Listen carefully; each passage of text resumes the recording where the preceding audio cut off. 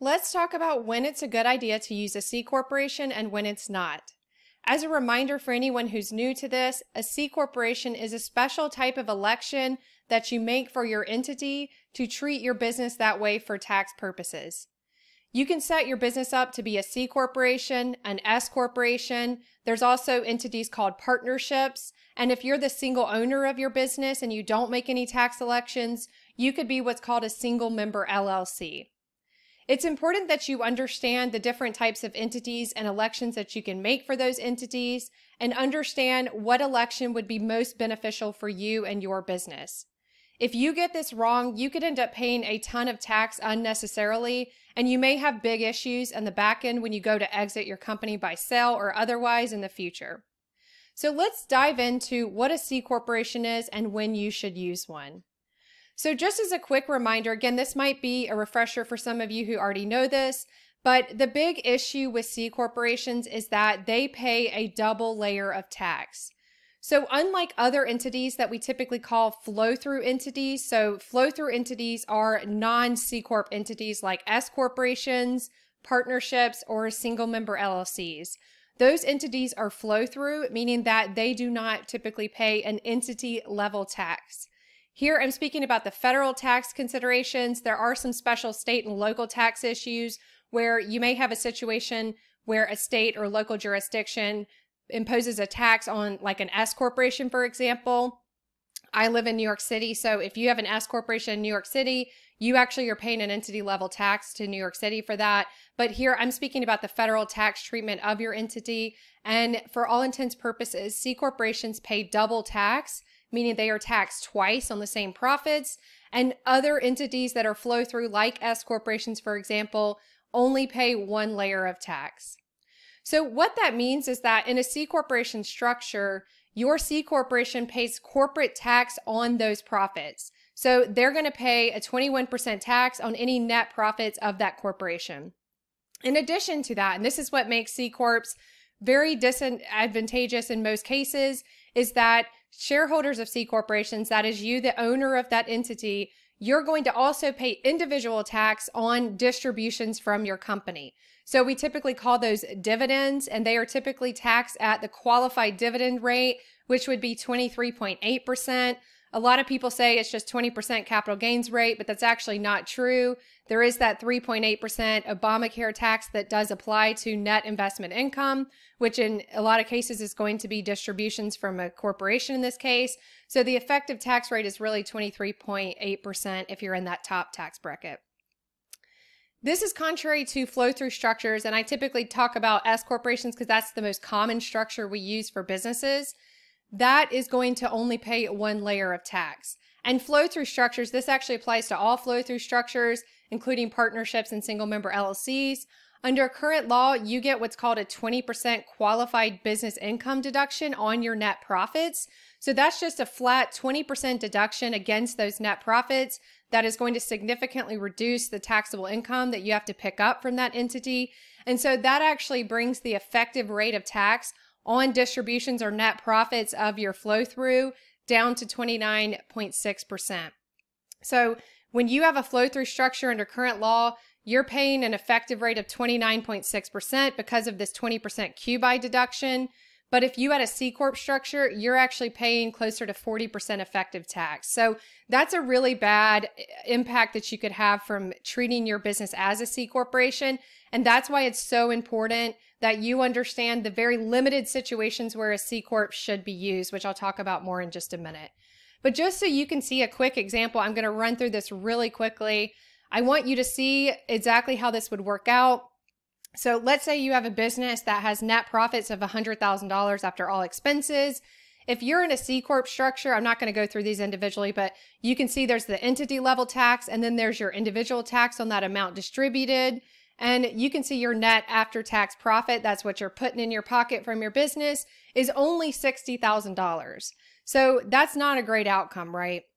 However, in a flow-through structure, the same $100,000 net profit, you're only paying $29,600 tax on that. So you're putting $70,000 in your pocket from that entity. So that's why you can see that just on a very small number like $100,000, you're paying 10,000 more tax unnecessarily, and you could easily have avoided that by just using the right structure for your business. The other thing I'm going to mention before we move on to when you should use a C Corp is that with S Corps, we would actually carve away at this number by doing the S Corp payroll tax reduction strategy that I'll link to below so you understand and can understand how that strategy works. But we would actually chip away at this and pay a lot less tax under the S Corp structure than we would in the C Corp structure. So that 70,000 after tax profit would actually go up because of some tax planning we can do with S Corp payroll structures. So with that said, now that we understand how C Corps work, then I just want to talk about a few scenarios where there are limited situations where you do want to use a C Corp. So to start with, if you were a startup, if you're starting a company that you think is going to be the next Amazon or Airbnb or any company where you're planning to take that company public in the future, you absolutely need a C Corp at some point in order to do an IPO. You can't do an IPO typically of other structures when we're talking about this context of businesses. So if you're starting a business that you want to take public, you're typically going to set that up as a C Corp. And you also want to do that as early as possible at the beginning. And I'll talk to you in a minute about why that is below. But the other scenario, even if you don't necessarily know that your company is going to go public, if you know it's just going to be a massive growth and you're like, maybe this is a tech SaaS company or something that you're expecting to just explode in value and maybe be acquired by a very large company in the future. If you think your company is going to have a value of 100 million or even higher than that, then you might want to consider a C Corp just because that's pretty standard practice when companies get that big. I would say under current law, I'm actually seeing some valuations of up to 200. I've seen even companies valued at 100 million to 200 million still be flow through structures that are not C Corps. So if you're thinking that your company is going to be really big, think about a C Corp structure. And if this is your scenario, I mean, if you're thinking about doing a startup and you're thinking about starting a company that's just going to be a really big company in the future, and that's the growth trajectory that you're planning for, you cannot set this up yourself. If you're thinking you're going to watch this video and set it up yourself, then you're going to not be very successful. So you're going to need to not only work with tax people, you're going to need to work with very large law firms. And a lot of that is because you want to set this up at the start to have the ability to use what's called the 1202 Qualified Small Business Stock Exclusion. That is a very great tax planning tool. I'll link to the video below where I talk about that. I can't tell you how many friends I know who created companies that eventually went public or were, acquired in very large acquisitions before they went public that did not set this up properly and paid tax unnecessarily. So if you don't understand 1202 Qualified Small Business Stock Exclusion, watch my video, understand it. You need to be working with very large law firms to put that in place. Also, if you are thinking about doing a startup, there are strategies that I talk about, and I'll link to my investment tax strategies course if you are thinking about doing a startup. There are strategies where you can amplify this exclusion.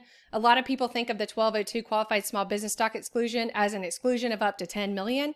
But if you set this up properly at the beginning, you can actually get an exclusion of up to 500 million. So that exclusion can be very powerful if you really know what you're doing and you set things up properly.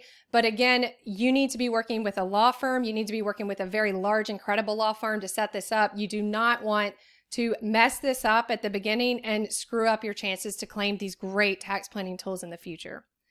Also, kind of piggybacking off of that, let's say you're not looking to IPO, you're looking to create, a small or mid-sized business.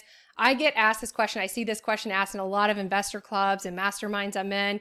People say, should I do a C Corp to take advantage of 1202 Qualified Small Business Stock when I go to sell my business? The answer to that is almost always no. And I see really bad advice given on this in a lot of cases. A lot of people, CPAs don't really understand the Qualified Small Business Stock Exclusion. And what's even worse is there'll be people who kind of pontificate on it who don't really know and understand the practical implications here. Yes, it's a great exclusion. And if you could get it, then that's great and phenomenal. But as a small to mid-sized business, keep in mind, you can only claim that exclusion if your exit is via a stock sale. So for practical purposes, you are almost never going to be able to sell your business in a stock sale. You would have to have an extremely unsophisticated buyer that would agree to a stock sale, or you're going to have such a large adjustment to your purchase price that it's going to wipe out, in most cases, the tax benefits. you will almost always be doing an asset sale. I still see in current environments, businesses valuations of up to 100 or 200 million going as asset sales. So you have to be 110% certain when you set this up as a C Corp, thinking you're going to be able to take advantage of the QSBS exclusion, that you are going to be able to sell that company as a C Corp via stock sale. If you cannot sell that company as a stock sale, the tax consequences are disastrous, because that double layer of tax applies when you sell your business too, not just as you're operating your business. Also, keep in mind that you may get some good exclusions under 1202 from, using that exclusion when you sell your business if you are able to do a stock sale. But does that tax exclusion benefit outweigh the additional tax you're going to pay while you're operating your company? So go back to the example in the first slide that I talked about. Think about the holistic picture of the fact that I'm sacrificing paying a lot more tax while I operate my business with the hopes that I can get this back-end tax benefit under the 1202 qualified small business stock exclusion. So watch my other video, especially if you're a small to mid-sized business, and understand why this situation, this exclusion, is typically not going to be available to you. The next situation where I see it be beneficial to use a C Corp is for non-U.S. residents. So I've done a lot of international planning when I used to work with clients. I did consulting. A lot of it was international, where you had U.S. people investing abroad, or, having businesses abroad, or vice versa, people coming in and having businesses in the U.S.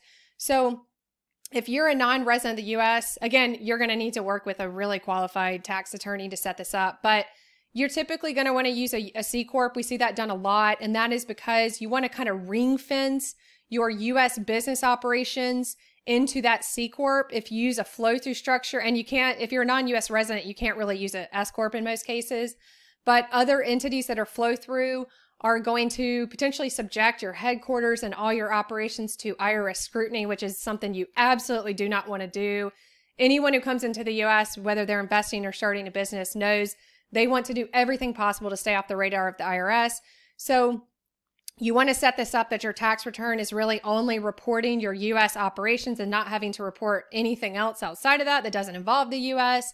And also there can be some planning through transfer pricing, other things, earnings strippings, those types of things, where we can really take some benefits of using a C Corp in the U.S. That gets very sophisticated. I can tell you, you would need to be working probably with a Big Four accounting firm to do that. So no matter the size of your business, you either need to just find a unicorn out there who can do this planning. There's very few, I think, of us that have done that at the big level and then go out and do it to smaller companies. But you're going to have to work with someone who really understands this and understands the traps for the unwary here, as well as what you're trying to accomplish with all the planning opportunities available. But I just want to point out that if you're a non-U.S. resident investing or operating a business in the U.S., you may want to consider a C Corp in those cases. We use those quite commonly in that situation.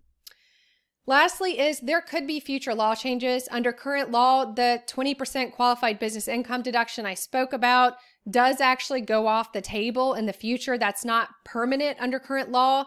Hopefully there will be a law change that does make that permanent, because it is a great benefit for small business owners. And that was what it was intended to do, is kind of put you on parity with the lower corporate rate that's available to C corporations.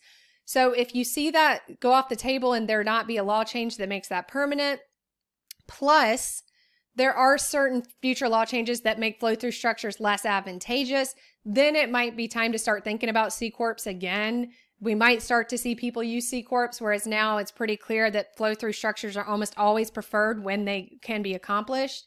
So keep in mind that, just because you don't want a C Corp now today doesn't mean you might not want one in the future. I don't think the elimination of the 20% qualified business income deduction alone is enough to justify a C Corp in the vast majority of cases.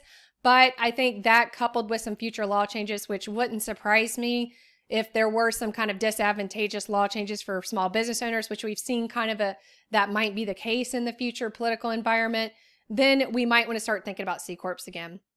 So these are kind of the situations where there's limited fact patterns where I do think C Corps make sense. Don't just, again, if you're a small to mid-sized business, be very careful if you're thinking you're going to take advantage of that 1202 qualified small business stock exclusion.